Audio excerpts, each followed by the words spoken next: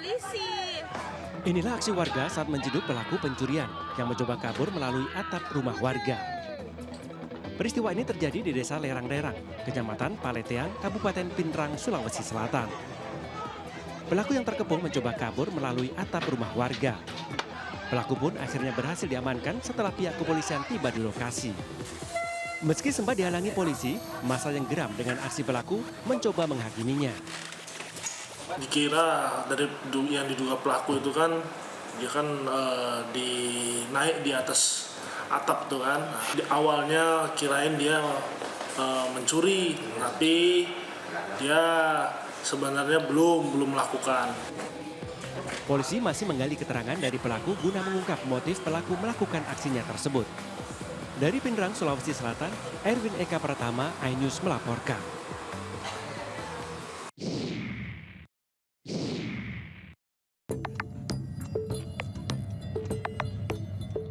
Seorang pemuda yang memaksa meminta uang nekat memukul pengemudi dan memecahkan kaca mobil di sebuah SPBU di Jalan Soekarno-Hatta, Buah Batu, Bandung, Jawa Barat. Atas tindakan premanisme itu, pelaku dilaporkan ke pihak berwajib hingga akhirnya ditangkap untuk mempertanggungjawabkan perbuatannya. Itu tuh kepancing tuh sebelahnya. Kena. Bangunan ruko di Jalan Letjen Suprapto, Senen, Jakarta Pusat diamuk si jago merah Senin dini hari. Akibat peristiwa ini, 2 orang yang merupakan pasangan suami istri lansia tewas diduga terjebak kobaran api.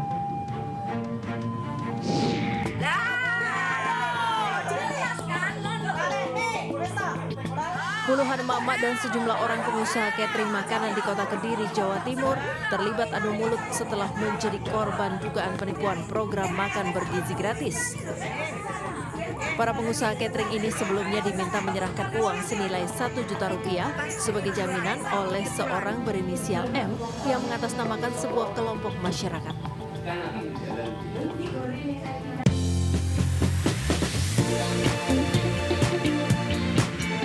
Hai Sobat Malam, Buletin iNews Malam kembali hadir dengan sederet berita pilihan. Dan inilah berita selengkapnya.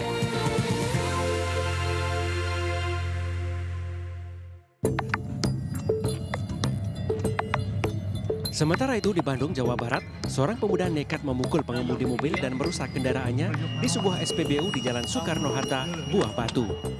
Sebelumnya pemuda ini memaksa meminta uang dengan mengetuk kaca mobil menggunakan batu cincin. Saat kaca mobil diturunkan, pelaku malah meminta uang secara kasar dan menyerang sang sopir. Atas tindakan premanisme tersebut, korban telah melapor ke pihak berwajib karena mengalami kerugian dan mobilnya rusak. Kaca mobil pepes. Dan kurang dari 24 jam, pelaku diringkus tim gabungan Resmob Polrestabes Bandung bersama unit Reskrim Polsek Buah Batu. Ironisnya, pelaku yang garang saat beraksi jadi bak kucing terjebur kali ketika diringkus polisi. Bang jago, jangan sok jago ya.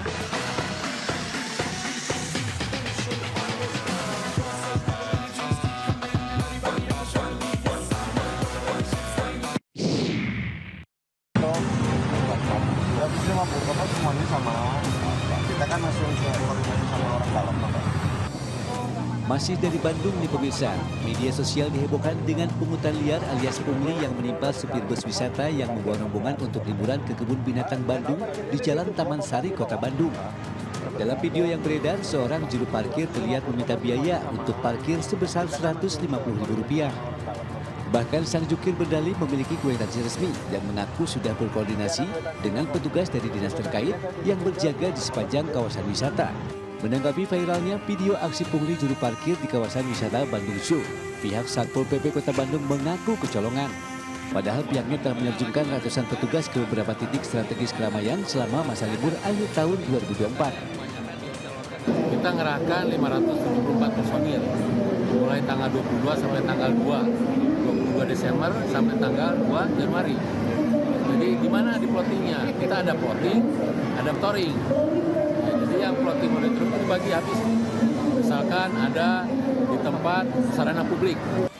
Sementara itu pelaku pungutan liar telah diamankan dan dimintai keterangan oleh tim Satgas Cyber Pungli Kota Bandung.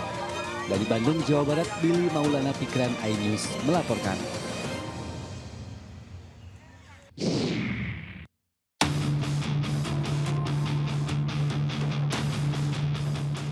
Pasangan kekasih terciduk mengutil di sebuah minimarket di Kecamatan Mande, Kabupaten Cianjur, Jawa Barat. Dalam rekaman CCTV, kedua pelaku menjalankan perannya masing-masing. Sang wanita membeli kebutuhan rumah tangga serta mengalihkan perhatian kasir.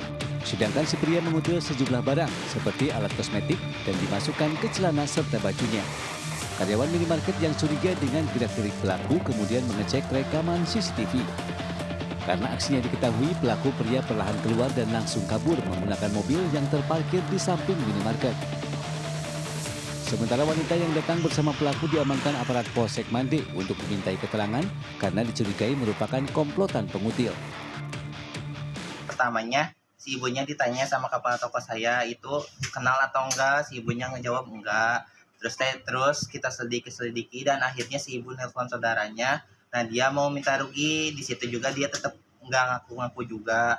Tapi kita tuh ngehnya tuh kok dia mau ganti rugi gitu. Otomatis kita makin curiga bahwa si ibunya itu sama komplotannya.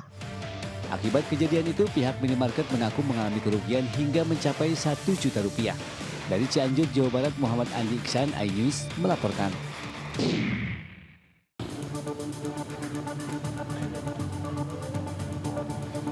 Berakhir sudah pelarian Yuswanto, terduga pelaku pencurian dengan kekerasan. Buruh serabutan ini ditangkap anggota Reskrim Polres Klaten di tempat persembunyiannya di daerah Jakarta Barat. Sebelumnya, Yuswanto diduga terlibat aksi pencurian dengan kekerasan terhadap Helena Heni, warga Lodoyong, Ambarawa, Jawa Tengah. Bersama pelaku, polisi menyita barang bukti pistol korek api mainan, sepeda motor dan perhiasan emas milik korban, serta sebuah ponsel. Modusnya, pelaku dan korban berkenalan melalui aplikasi di media sosial mengaku sebagai anggota Badan Intelijen Negara atau BIN. Selanjutnya, pelaku mengajak korban makan dan jalan-jalan di sebuah tempat wisata di daerah Klaten, Jawa Tengah. Namun di tengah perjalanan, pelaku pura-pura berhenti buang air kecil dan tiba-tiba menganiaya korban hingga pingsan.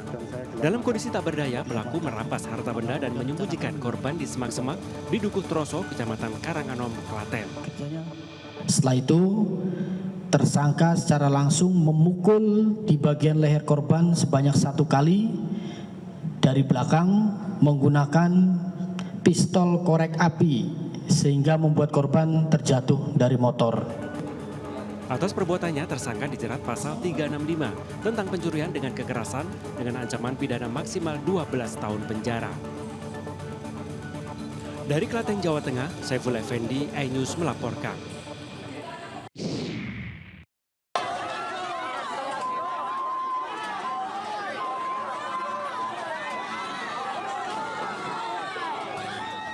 Aksi saling dorong ini terjadi saat para mahasiswa menggelar unjuk rasa di depan kantor DPRD Jombang, Jawa Timur. Mahasiswa terus mendesak dan memaksa masuk ke dalam kantor wakil rakyat, namun dihalang-halangi oleh aparat kepolisian. Akibatnya, baku hantam di antara kedua belah pihak nyaris terjadi. Beruntung kericuan tersebut tidak terus berlanjut karena para korlap berhasil meredam emosi pengunjuk rasa. Guna menghindari bentrokan lebih parah, pihak DPRD Jombang akhirnya mengizinkan mahasiswa masuk. Hadi Atmaji, Ketua DPRD Jombang, menemui para mahasiswa di ruang sidang paripurna. Hadi Atmaji kemudian juga menandatangani surat penolakan kenaikan PPN 12% yang disodorkan oleh mahasiswa. Mahasiswa menuntut pemerintah membatalkan kenaikan PPN tersebut dengan menerbitkan Perpu. Menegaskan menolak PPN 12%. Mesti kita ketahui bahwa secara undang-undang ini sudah berlaku, tapi mekanisme pembatalannya sudah diatur melalui Perpu. Dan kita meminta anggota Dewan melalui Kabupaten Jombang, kita bisa menyuarakan aspirasi terkait dampak efek domino dari kenaikan pajak 12% ini. Jika PPN 12% nanti tetap berlaku, mahasiswa mengancam akan menggelar aksi unjuk rasa dengan jumlah massa yang lebih besar. Dari Jombang, Jawa Timur, Mokhtar Bagus, iNews melaporkan. Itu toko pancing tuh sebelahnya. Kena. Enggak. Itu toko pancing dekat tiang tuh. Petugas Damkar dan Penyelamatan Jakarta Pusat berjibaku melokalisir api yang membakar ruko di Jalan Lejen Suprapto, Senen, Jakarta Pusat. Banyaknya material bangunan mudah terbakar, membuat api cepat membesar dan menjalar ke bangunan yang berdekatan. Petugas juga mengerahkan mobil fire stick ke lokasi guna menjangkau api yang membakar lantai atas ruko. Akibat peristiwa tersebut, 4 ruko yang dijadikan tempat usaha rumah makan, sablon dan penjual terpal ludes terbakar. Selain itu, saat petugas melakukan penyisiran, menemukan jasad sepasang suami istri lansia tewas diduga terjebak kobaran api. Jasad kedua korban ditemukan di salah satu ruko di bawah reruntuhan puing bangunan.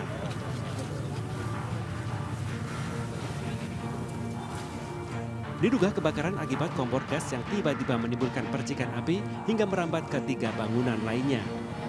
Guna kepentingan penyelidikan, polisi menggelar olah TKP dan meminta keterangan 4 orang saksi.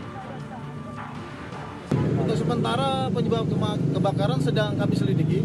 Kami akan meminta bantuan kepada Puslapor dan Inapis untuk menangani penyelidikan terkait kebakaran tersebut. Selanjutnya, jasad kedua korban dibawa ke Rumah Sakit Cipto Mangunkusumo, Jakarta Pusat untuk kepentingan otopsi. Dari Jakarta, Rizky Falupi, iNews melaporkan.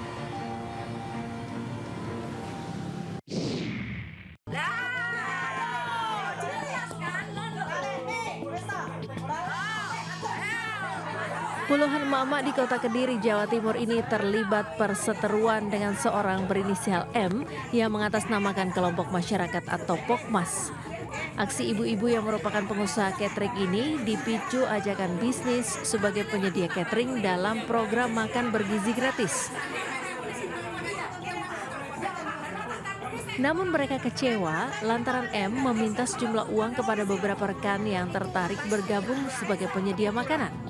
Apalagi para pengusaha catering dijanjikan kontrak selama 5 tahun. Padahal awalnya tidak ada embel-embel apapun untuk menjadi pemasok makanan bergizi gratis.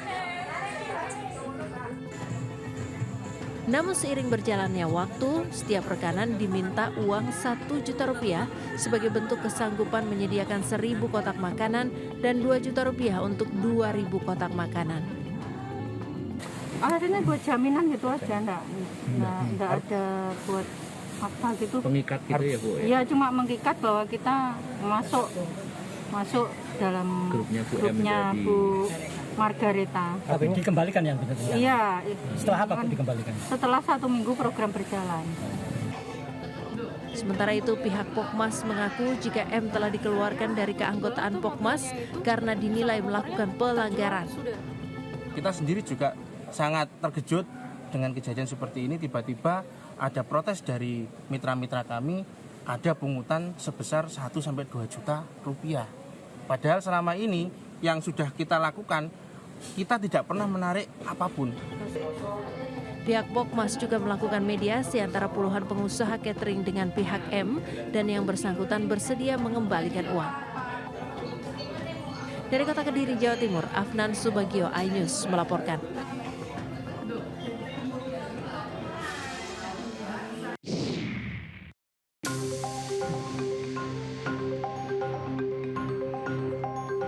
Pengusaha yang dikenal sebagai Crazy Rich, Herena Lim, menjalani sidang vonis kasus korupsi pengelolaan tata niaga komoditas timah. Hakim menyatakan Helena terbukti bersalah membantu korupsi pengelolaan timah yang merugikan negara 300 triliun rupiah dan tindak pidana pencucian uang. Ketua Majelis Hakim Rianto Adam Pontoh menyatakan menjatuhkan pidana terhadap terdakwa Helena dengan pidana penjara selama 5 tahun.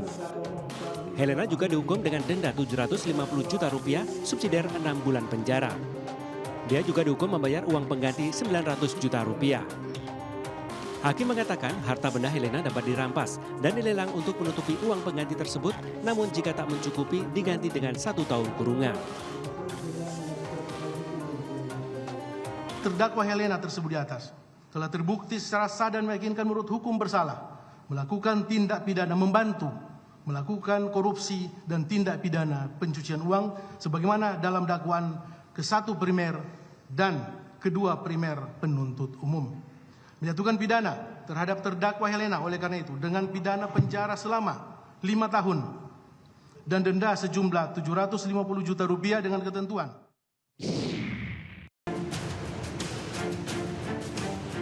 Seorang jamaah Masjid Al-Jihad yang berlokasi di Kampung Sawah, Desa Cikarageman, Kecamatan Setu, Kabupaten Bekasi, Jawa Barat, menjadi korban pencurian sepeda motor yang terjadi Sabtu subuh. pelaku menggondol motor milik jamaah saat korban tengah menjalankan ibadah sholat subuh berjamaah. Menurut keterangan, korban baru saja pulang dari rumah temannya yang tidak jauh dari masjid dan memutuskan untuk sholat berjamaah. Namun saat selesai sholat, korban terkejut mendapati sepeda motornya telah raib.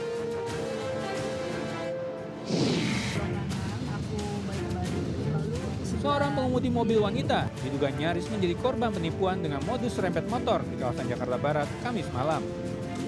Pengemudi mobil mengatakan ia diikuti pemotor yang berjumlah 4 orang, terdiri dari 2 orang dewasa dan 2 anak-anak dari depan komplek Binagapura, Jalan Kembangan Meruya hingga belokan Ruko Botanical Garden, Jakarta Barat. Kemudian pemotor tersebut meminta dirinya menghentikan mobil lantaran telah menyenggol motornya. Namun pengemudi mobil menolak dan mencari tempat aman untuk menyemitkan mobilnya, yakni ke dalam Ruko Botanical Garden dan diikuti pemotor ke dalam ruko. Meski sempat dilerai petugas keamanan ruko, namun perdebatan terus berlangsung antara pemobil dan pemotor yang awalnya meminta ganti rugi karena merasa disenggol mobil. Pihak pemobil sendiri akhirnya melaporkan kasus ini ke Polsek Jakarta Barat. Ini video ada. Siapa yang ngikutin? Suami Mbak aja geber-geber.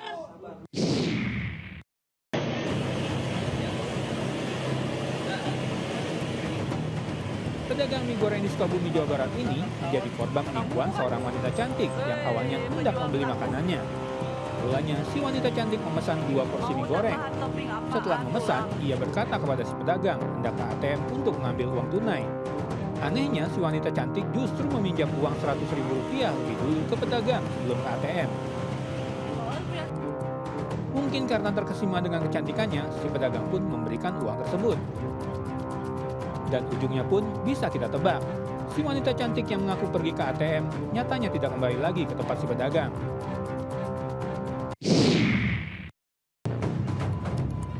Insiden kebakaran melanda lapak barang rongsokan di Jalan Haji Jairan, Cinere, Depok, Jawa Barat, Senin pagi. Kobaran api sempat membesar dan menghanguskan sejumlah barang mudah terbakar. Amukan si jago merah akhirnya bisa dipadamkan segera setelah petugas damkar bersama warga bahu-membahu memadamkan api. Insiden unik terjadi di sebuah pintu perlintasan kereta api di Padang, Sumatera Barat.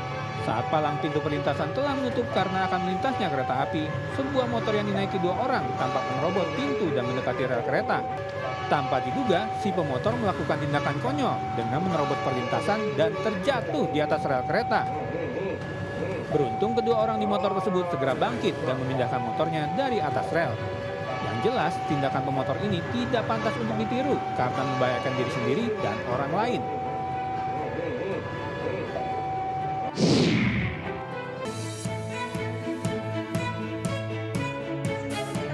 Partai Perindo terus melebarkan sayap untuk meraih kemenangan di tahun politik 2029 mendatang.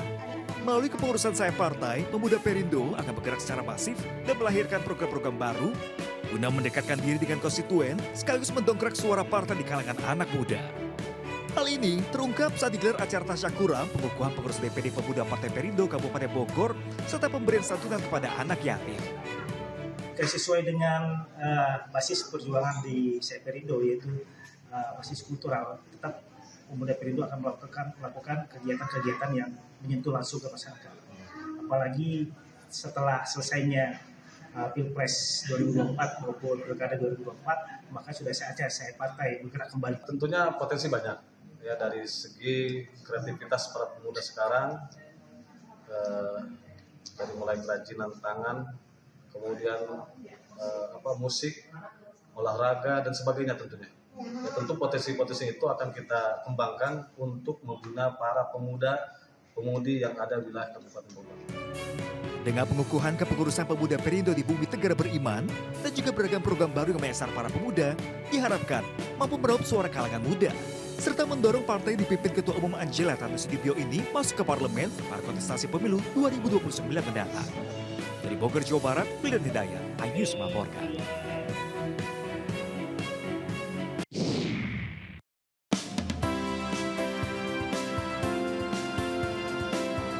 Pemotongan tumpeng oleh Ketua Umum Forkodis, Angki Yudhistia, menandai diresmikannya Forum Penggerak Olahraga Disabilitas yang digelar di MNC Conference Hall Kebonsiri, Jakarta Pusat. Didukung penuh Kementerian Pemuda dan Olahraga, Forkodis hadir untuk menjaring informasi dan mempersiapkan para calon atlet dari kaum disabilitas. dan kita mempersiapkan untuk potensi penyandang disabilitas dari hulunya, yaitu mempersiapkan mereka menjadi calon atlet yang insya Allah akan membanggakan kita dengan prestasi gemilangnya di rancah nasional dan internasional. Kehadiran Forpodis juga mendapat dukungan penuh dari Partai Perindo. Penyandang disabilitas menjadi salah satu unsur dari target peningkatan produktivitas yang menjadi fokus Partai Perindo dengan salah satunya melalui kegiatan olahraga. Intinya bahwa kita sepakat semangat olahraga itu penting untuk kita menggelarakan dimanapun dan kapanpun kita berada tanpa memandang latar belakang siapa dan bagaimana. Kita satu dalam kemanusiaan sama. Dalam acara peresmian bertajuk Satu Hati Satu Semangat Satukan Keberagaman dalam Olahraga ini, turut dimeriahkan dengan berbagai seni pertunjukan yang dibawakan oleh para penyandang disabilitas. Tim Liputan iNews melaporkan.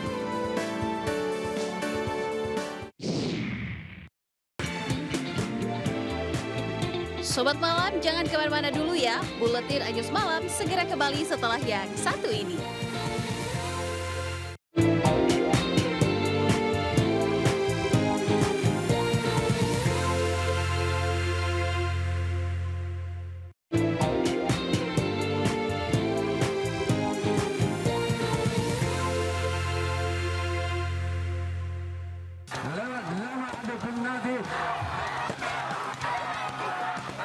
Kericuan terjadi antar dua supporter kesebelasan dari dua desa setelah selesai drama adu penalti. Tim Bintang Muda unggul 4-3 atas lawannya PSPI Pasir Imu di lapangan Pasir Imu, Desa Pasir Laja, Sukaraja, Kabupaten Bogor. Kericuan dipicu akibat saling ejek antar kedua supporter. Sempat terjadi aksi saling dorong dan saling kejar, namun panitia bersama TNI berhasil melerai kedua kubu supporter masing-masing. Di bola kan biasa ya, gesekan ya biasa itu mah, mudah-mudahan ini bisa jadi motivasi di akhir tahun 2024 menjelang 2025, mudah-mudahan Desa Pasir Laja, Karang Taruna Desa Pasir Laja bisa lebih baik. Pemerintah Desa Pasir Laja, Sukaraja, Kabupaten Bogor bersama Karang Taruna menggelar turnamen Karang Taruna Cup sebagai ajang silaturahmi antar warga. Dari Kabupaten Bogor, Jawa Barat, Wildan Hidayat, iNews melaporkan.